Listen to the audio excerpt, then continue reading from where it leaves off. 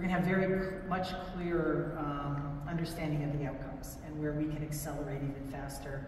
And lots of people have talked about, are we under or overestimating impact? And I think in the short run, we're probably overestimating, and certainly in the long run, underestimating, but it's coming faster. So the half-life is much quicker. And again, I look at those three categories. I think it will be much easier for consumers to use and understand and be an integral part of the system. I think for us inside of the business part of healthcare, those use cases can be scaled pretty quickly, and we can continue to show value and demonstrate that. I think the insights and outcomes where it's more clinical, at least in our side of the business, will probably be slower to emerge because we need to be more careful about building that trust together and making sure that we have it right. But I think in the first two use cases, we can move at rapid speed. And I think we're going to see the outcomes of that in this next year.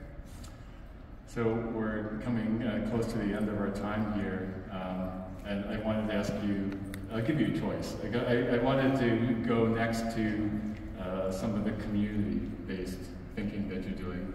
But let me give you a choice between, in the last couple of minutes we have here, between that or any other thing that you'd like to have this audience leave with here today. Boy, can I do both a little bit? I'll do community first. Because I do think, I'll go back to how important community is for us to be interconnected.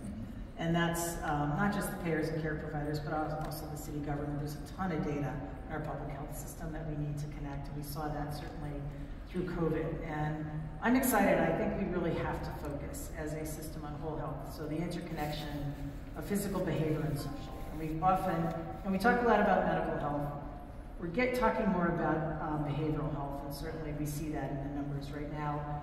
And social, sort of, we talk about it, but it's not integrated. So I think the big opportunity there is for us to connect those pieces, truly connect them and stop the silos that we've historically operated in. And again, that will take trust, and it will take data, and it will take integration of systems. And I think the only thing I leave you with, I think it's a really exciting time in our industry. And I'll go back to, we have to be responsible, we have to move. We can't get so excited that we move faster than the market and the participants are ready, and we have to move, I think, at the speed of trust. Because if we lose that, we will not be able to do, I think, the incredible things and the potential that we have to do.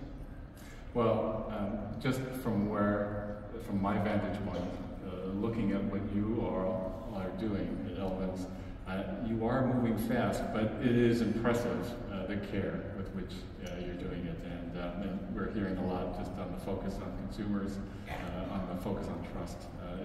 I think it will make a real difference. Yeah, well, thank you. We have an incredible team who has been working on this for a long time, and I think long before it became sort of in the lexicon of everyone talking about it. And I think part of that has allowed us to mature and integrate it into our business. And again, now I think it is about the democratization of it, meaning, again, everyone getting, not to be afraid of it, to try it, to play with it, to use it, but also protect the data. And healthcare data is so precious that we have to protect it, especially when people have to opt into it. I think that's going to be really important.